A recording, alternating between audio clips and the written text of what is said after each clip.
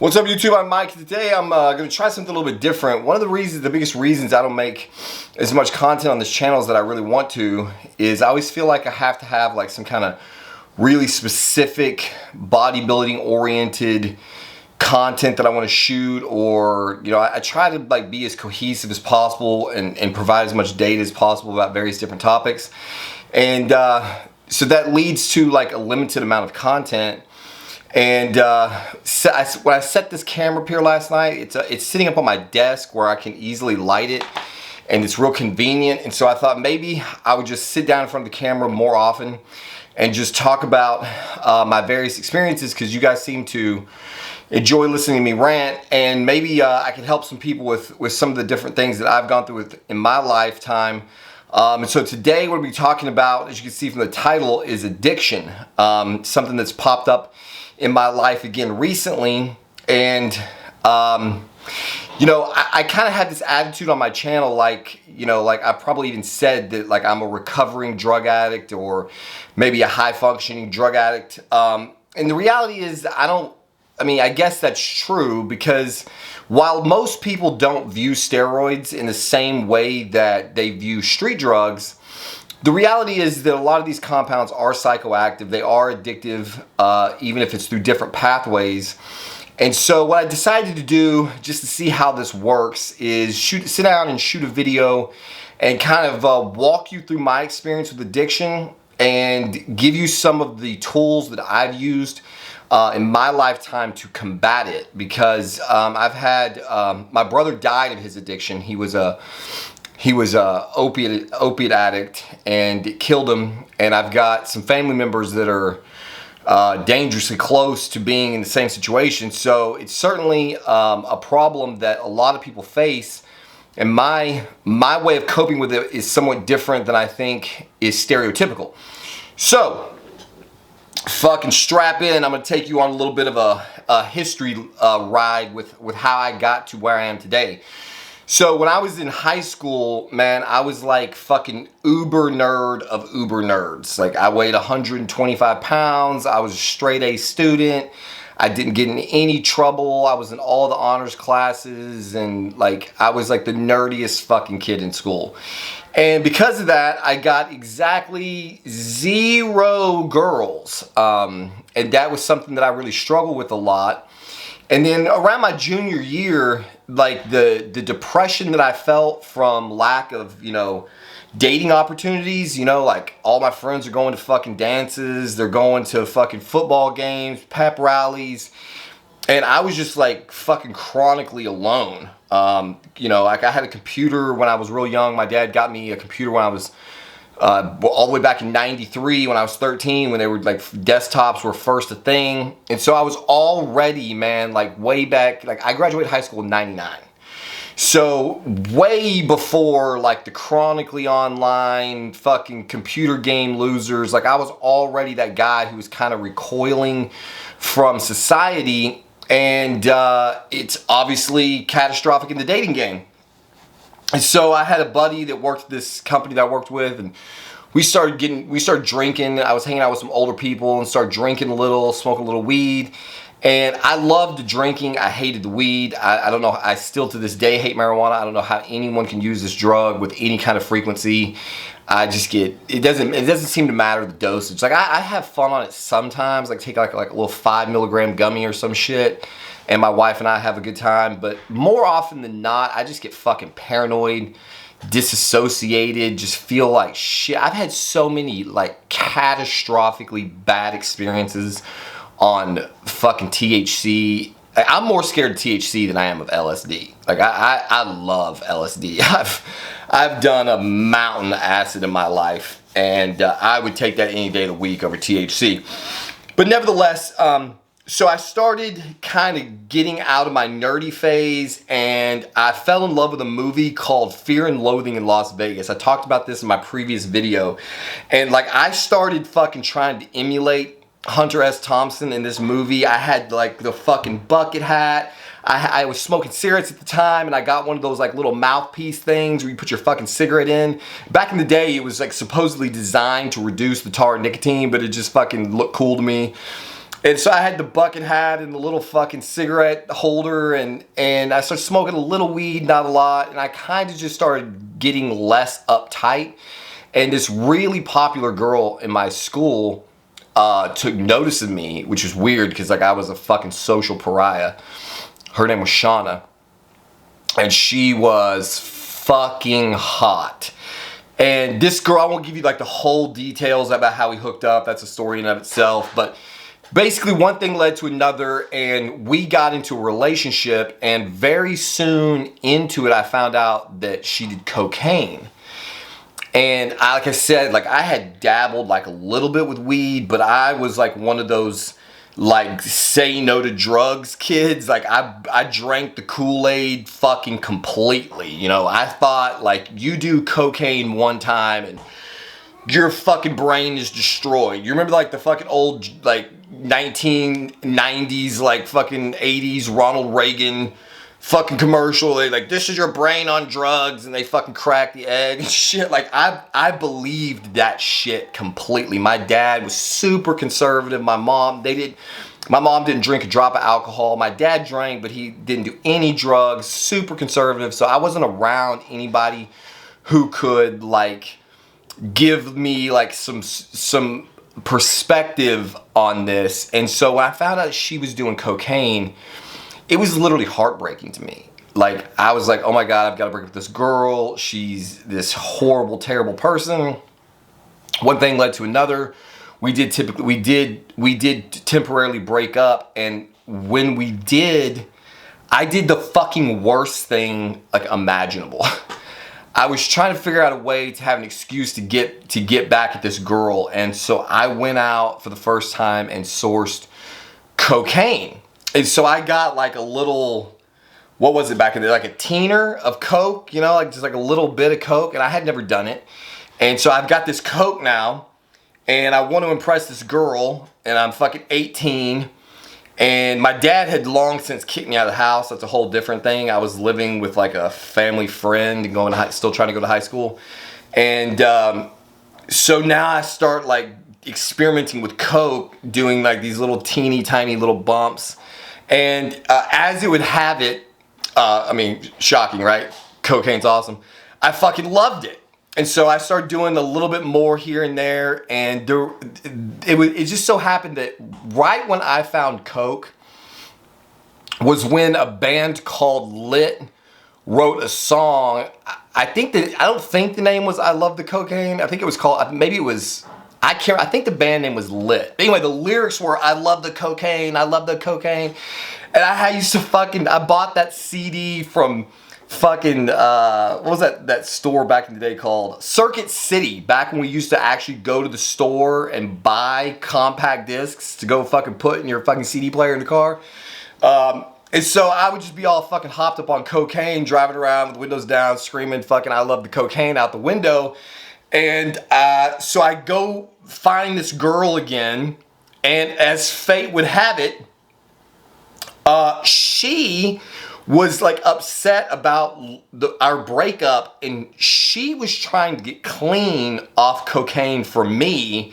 Meanwhile, I didn't know that, and so I got on cocaine for her, and we meet up, and we're sitting in the car, and I was like, I've got a surprise for you. And she's like, okay, what is it? And I pull out this like a little fucking teener, and she's like, oh my God. She's like, I've been trying to get clean. And I'm like, oh, well, fuck, like I didn't know. Like, we don't have to do it. Like I could like throw it. She's like, no, it's cool. And so we fucking start doing coke together. And that was like the beginning of my drug addict days. We were pretty poor back then. We didn't really have the money to like go crazy, but you know, we were doing 8 balls on the weekends, and so that was my first experience with anything that was truly addictive, because I didn't like weed. Like I drank alcohol, but it wasn't like talking to me. And coke is one of those drugs where like with coke, like I could control it. You know, like I could do it just like to party with it. So like we would just do it on the weekends or sparingly here and there. She probably would have done it 24/7, 365 if I'd let her get away with it. But we just did it like to party with. But the thing with coke is like I don't know if this is anybody else's experience. It's like there's no such thing as enough Coke, at least for me, at that small dosage. And so, you know, you get to the end of the fucking 8-ball or whatever, and it's just depraved. You know, it's like your body just craves it so bad, and like we would like cut the baggie in half, and she would lick one half of the baggie, and I would lick the other half of the baggie, trying to get like a little high, and then, you know, you're like scraping the plate with your finger, trying to find any Coke on the plate, or looking in the fucking dollar bill, you know, licking this nasty fuck dollar bill, just trying to get like another little bit of a high.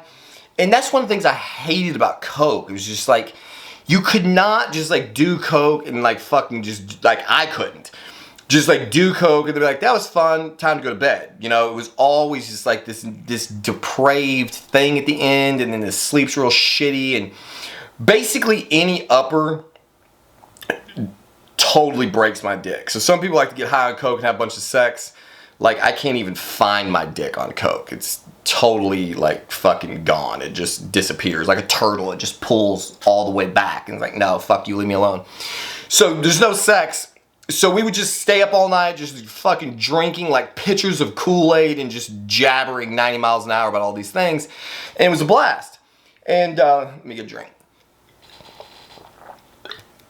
Like a fucking comedian on stage, you gotta pause the show, get a fucking sip. So we broke up. Terrible, horrible breakup. I gotta take this call because my kid is missing. This mic. Hello? Good afternoon, Michael. Yes, this is Michael. Yes. I'm in the middle of a YouTube video right now. I'm recording you, so this better be important. Okay. Well, I don't want to waste your time, sir. Thank you so much, though, for answering the call. Have a good night. These fucking people. I tell this bitch I'm in the middle of a fucking YouTube video, so don't wait. And she's like, oh, ugh. Well, I don't want to waste your time. Good night. Like, why the fuck did you even call me? Whatever she was selling, that's how bad she was at this job. You're in the middle of a YouTube video. Okay, never mind. Click. Anyway, sorry for that fucking interruption. In another note, my oldest son has been missing for 2 weeks. Probably gonna make a video about that soon. So yeah, fuck. See, this is why I don't shoot these kind of videos, because it's fucking all over the place. Usually I have this idea about what I want to talk about, so I just sit down and shoot this cohesive, one take, unscripted, but like, you know, well, I feel like my videos come through pretty well. Like, I never script any of this. Somebody asked if I was reading off a fucking teleprompter. What am I? Fucking running for president? I don't have a fucking teleprompter. It was a fucking teleprompter. I just, like, this shit just comes into my head and comes out of my mouth. And so that shit happens, and it's like, who knows? Maybe it'll be entertaining. So, where was I? I was talking about drugs and girls. So we broke up, terrible, horrible breakup, and I went into the next phase of drug addiction, which for me was basically like I had lost all give a fuck about life because I was so depressed over losing this girl, and I would literally just eat whatever came along. So there was LSD at a party one night. I'd never taken it. I was like, fuck it, I'll take it. Had a crazy experience, went on a 14-day LSD bender. I can make an individual video about all my drug experiences because they're all crazy, but in this one, we're just gonna run it together. And then if somebody's actually interested in hearing these fucking stories, then I'll like go back and do like, you know, what it's really like to do LSD from my experience or some shit like I do with the steroids. So I did LSD, I did fucking X, a whole bunch of X, drank, Coke if I found it. That was pretty much what was going on. I never fucked with weed, but I got into hallucinogens in a big way. I did some mushrooms in low doses, and everything was cool, and I was able to always kind of control that. Believe it or not, you can do LSD for 14 days straight and be functional. I remember one time I was tripping balls on LSD, and I was like into it. Like, I'd been up on it, and my brother was playing in a golf tournament.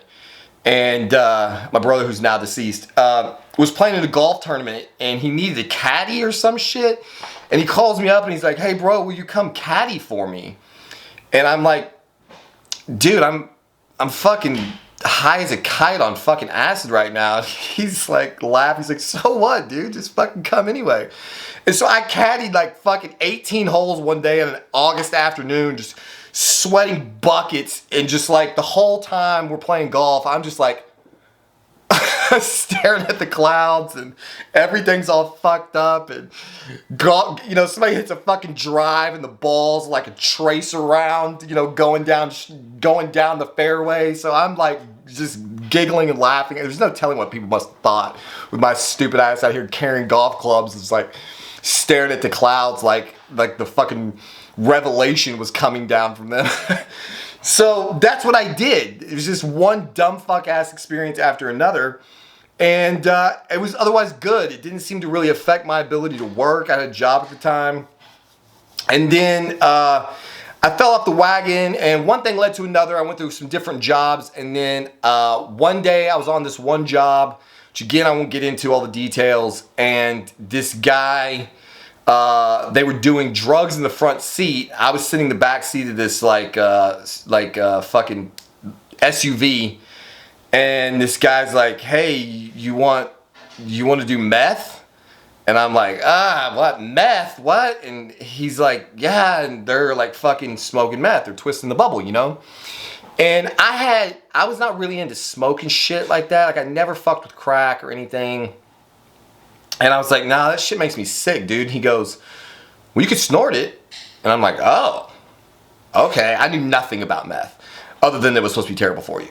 And he was like, well, you could snort it. And I was like, oh, well, fuck, I love snorting shit. And he's like, oh, okay. So he fucking breaks me out this little fucking tiny line. And, you know, I fucking snort it like it's cocaine.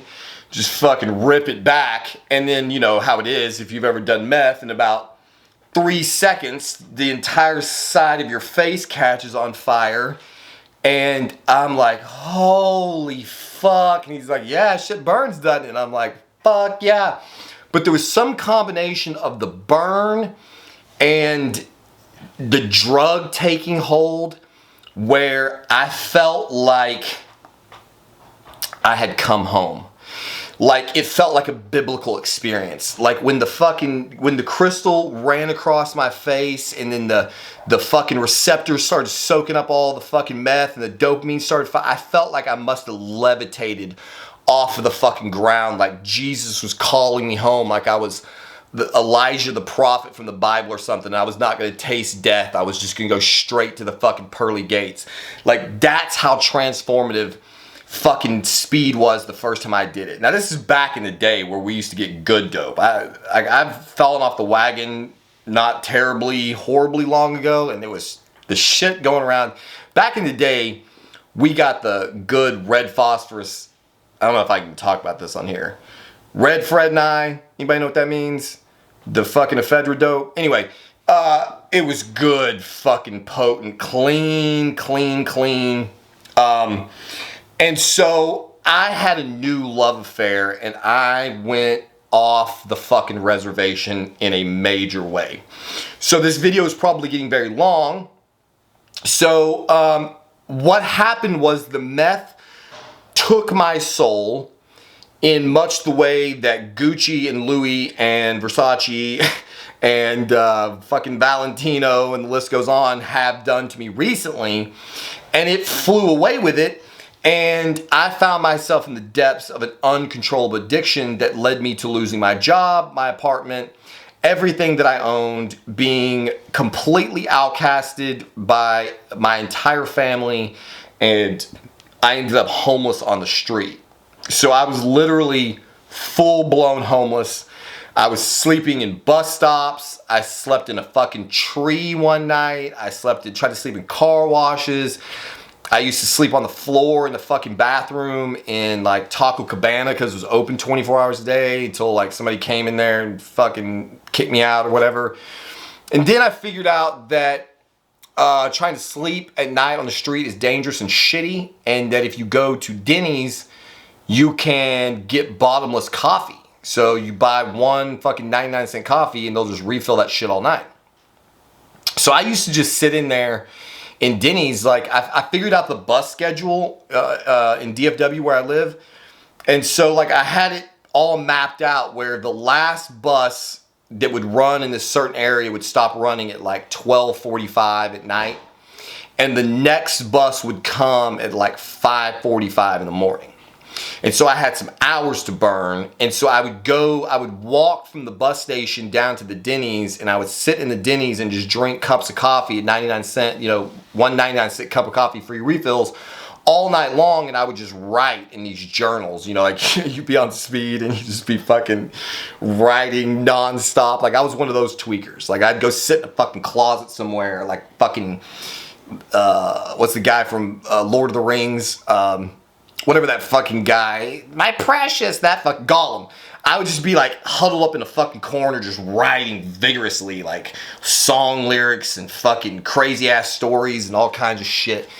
I recoiled from people on meth. Some people do meth and then they're like fucking banging the shit out of their girlfriend, or they're partying, or fucking going thieving. Like for me, uppers just make me recoil into myself. It's like very introspective. I just want to be alone, like compulsively masturbate, shit like that. You know what I mean? And so I was staying up in these Denny's all night, and then what I would try to do is sleep on the bus during the day. So I was up all night, and then I'd get on the bus, and I would just get on any random bus and go in the back and fucking pass out, because they usually leave you the fuck alone. And then, eventually they'd come wake you up, tell you to get the fuck off, and so you get off wherever, and you get on the next bus, and you go back to sleep. So that's what I was doing. And then it's like bad for you in so many ways. So finally what I realized, I needed a place to call home. And so I got this like little $40 Walmart tent. And I found this place in the woods near where my brother lived. He had an apartment. He wouldn't fuck with me because I was always fucked up on drugs and shit. It was like, so is he. But you know how amongst drug addicts, like some drugs are acceptable and others are not. So like him and all of his friends were potheads. So like potheads were cool, but tweakers were evil. And so none of his friends would really fuck with me because I was a tweaker. I really liked them because they were potheads. Then you had the opiate users, like all these divisions in the fucking drug world. And so he would like let me come and hang out and shit, but my parents were always like hating on me and telling him not to like let me take advantage of him or whatever. So he'd always like throw me out at night. And so I was like, fuck it. I just found like there was like this little wooded area near where his apartment complex was. And so I just pitched a tent in this bitch. And I had like a little sterno stove, so I'd eat ramen noodles, and I had jugs of water and groceries and shit out there. And I lived out there for a fucking year. So for one calendar year, it was actually just shy of a calendar year, because when like July of the following year came around, it was 108 degrees outside. It was pretty brutal. And then I finally got out of there. But I spent a year on the street, like literally homeless, panhandling. Like the way I would make money is that I would go to a bus stop, and I didn't look like shitty. Like I was clean cut. I had like polos and shit, and like Tommy Hilfiger jeans from like when I was in high school. And so I didn't really look like a homeless person. I had like a backpack. And so what I did was I would stand at a bus stop sign that was very near like an intersection where there was like a lot of traffic. And when the cars would get stopped at the red light, I would just kind of lean down in the window and say, hey, like, would you roll the window down? And shockingly, people like roll the window down, and I'd be like, hey, sorry to bother you. I'm going to college down here at Richland, and I need a couple of bucks to catch the bus. Could you like help me out with a couple of bucks? And people be like, yeah, man, what's your degree in? And I would bullshit some fucking degree. Good luck to you, son, and they'd give me $5 fucking bucks. And then the fucking light would change, and the next section of cars would pile up, and I would fucking hit the next lineup. And, I'd make $20 an hour standing there panhandling, telling people I was on my way to college and needed money for food. And if that wasn't working, then I would literally just go walk parking lots and just walk up to people and be like, hey, do you have any money I can eat on? I'm on hard times. And again, I guess it was because I was young. I was 20 years old. I was clean cut. I was well dressed. I didn't stink. I didn't look like I just crawled out of a fucking gutter. Like, people are more willing to help. Probably because I guess it's like I wasn't so far gone. They're like, this guy still has a chance at making it. And there's a lot of people in the world who are saviors, you know, like they want to help people. Like that's what they get off on. And, you know, sometimes people wouldn't give me money, but they would like take me to buy me food, which was cool. And sometimes I would just fucking pick a restaurant, you know what I mean? So like I'd be like, I want to fucking eat Taco Bell today or whatever it was. And I would just stand out in front of that restaurant and panhandle the drive-through line until I got $5 or $6 and I'd go in and get a meal and leave. And so that's what I did. And I did that for a fucking year until I got basically tired of being alone. Like that's the thing. Like when you're on crystal, you get such a massive dopamine hit that it basically makes you feel like all of your needs are fulfilled. So like when I was high on crystal, I didn't give a shit about having a girl. I didn't eat. I was a wraith. Like, I mean, I was really skinny. I didn't sleep. And I would usually go on like 2-week benders. So I used to run with the guy who dealt it. And like, we would run together for like a couple weeks. I would stay up for fucking 2 weeks, and then he would be like, okay, he had to go home and sleep it off, and he would drop me off at a bus stop somewhere, and I'd go back to my fucking tent, and I would just sleep for 3 days. And I'd have like king size Snicker bars and Gatorade bottles and like Skittles and Starburst and shit in there, and I would go in the tent, and after 2 weeks of no sleep, you know, when the fucking dope runs out, you carp out, you know, you just crash. And I would sleep for fucking 8 hours or whatever, wake up delirious and like eat half of a fucking candy bar, pass back out, wake up 10 hours later, you know, crawl out, go piss, come back in. It usually take me like 3 days to recover from like a 2-3 week bender. And I just did that cyclically like that for a year. Until finally I figured out that being a homeless drug addict living in the woods is really not the optimal way to live. And I'd gotten really lonely eventually. Like if I had found a girl to be homeless with, I'd still be homeless. Honestly, like if I had just been able to find like a homeless girl, I'd have been good. But there weren't a whole lot, and I'm really picky anyway. I wasn't really attracted to homeless girls, not a good look. Most of them were on crack anyway, and I was like real anti-crack. You know, like I was saying, there's like a hierarchy of drug people. And so it was like tweakers are okay, cokeheads are okay, but you know, I can't fuck with crackheads. Like that's not where I'm at. You know, like I do crystal. This is high dollar drugs. And so, yeah, man. So finally I got off the fucking shit and I got back to work. I went to my dad after like a couple years running the streets, and I was like, hey man, like I'm tired of this. I want to get my life back together. My birthday's coming up. Would you help me with a couple bucks to get back on my feet? And he did, and I found this guy who's willing to get me into a car if I could pay for it weekly. And I started back to work, and I got back on my feet. One thing led to another, and I got clean. And so I was clean for about 3 months, and I had a relapse, and I went on another like 2-week bender, and then I came back, and I don't even remember what it was. But actually, I do remember what it was. I was walking through, there's a mall here in DFW called Town East Mall. It's not a good mall now. It was decent back in the day. And there was this guy, and he was working a kiosk for Bally's. And he was like 6'2", he's probably 200 pounds. Back then, he looked like a giant compared to me. And he basically, he sold me a gym membership. He was like, hey, you know, come to the gym and get healthy. And so I just did. I don't know why. It was weird. Like I just fucking suddenly made a decision that I wasn't gonna do meth anymore. I was tired of being lonely and skinny and shitty feeling, and I fucking started lifting weights, and I started drinking whey protein fucking shakes and eating better. And one thing led to another. And because I was so thin from being so underfed and emaciated, when I started lifting and eating right, my body just fucking reacted really quickly. And so if I had been a bigger guy and the gains had come slower, I might not have stuck with it. But because of the fact that I went from like full-blown tweaker status, and then just eating alone would have made me look way better, but the lifting on top of it, I was super peeled because I had no body fat. I was on the verge of death from all the meth. And so I started looking freakish just like really quickly. I put on 30 pounds of muscle, 30 pounds in general, in a relatively short period of time. And I started gaining weight so rapidly coming off the meth. One of the guys that worked at Bally's was accusing me of doing steroids. I knew nothing about steroids. I mean, obviously I'd heard of them, but I had no connections. It never crossed my mind.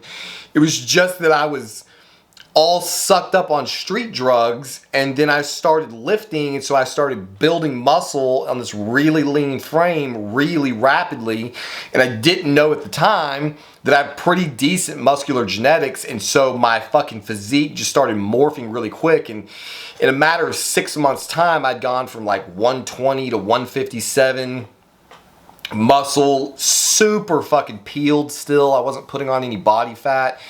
And so like I was approaching like, you know, physique level for my body height and build at that time.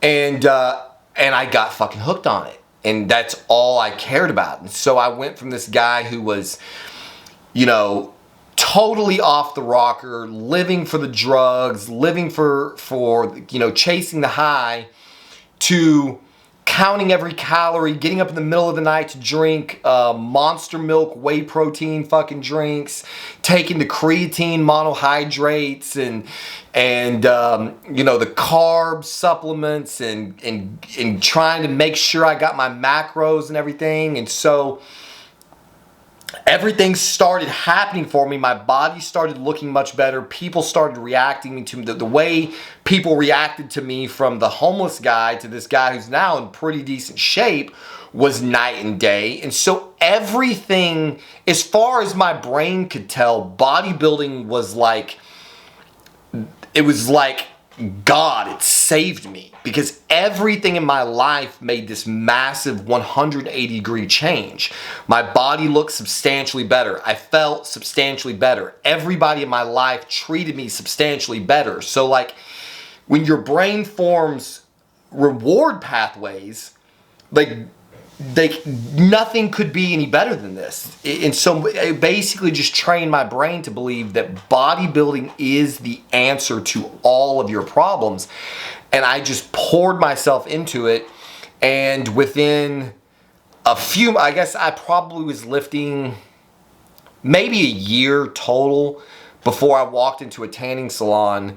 I'd been going to this smoothie factory outside of Bally's, so I'd go lift, and then I would go get a smoothie for that post-workout, fucking 30 grams of protein, you know, hit that we all believed we had to have within the first 30 minutes after your workout. And there was a tanning salon connected to it, so I thought, well, you know, I was making money at that point. You know, I was working, I was in sales, and I was doing okay, and so I thought maybe I'll get a tanning membership. So I started going, I would drink my fucking smoothie sitting in the tanning salon waiting room, waiting for a bed. And there was this beautiful fucking girl working there. And so while I would sit there and drink my smoothie, I would just start chatting up this girl, and one thing led to another. And that girl ended up being my first wife. So there you have it. I think I'm just going to do this in 2 parts because I think my dinner's getting close to being done in there. So I think we'll just make this part 1 of my drug addict story, how I became a drug addict, how I got clean the first time off drugs, met my wife, and then started what would be the adult half of my life. And then I think I'll come back maybe after dinner and I'll record a second part of this video if anybody's interested to hear how the rest of this story plays out. And then I will go into detail about what I believe is the best way to cope with drug addiction. Spoiler alert, it's not NA and 12-step programs. But I will give you my point of view and my experience for how I manage my addictions and how I hope to be able to manage this most recent one and come out on the high side for that. So thank you for watching this. If you find this interesting, please comment in the section below. If you like this style of video, I could literally shoot thousands of hours of content just talking about all the crazy fuck experiences. Excuse me. There's my one burp. I had to get one burp. All the crazy fucking experiences I've had in my life. I could shoot hours of this content. So if this is even remotely interesting, please let me know in the comment section below. And I'll shoot a follow-up video. And there'll be more to come. So as always, thank you for watching. And we'll see you on the next one.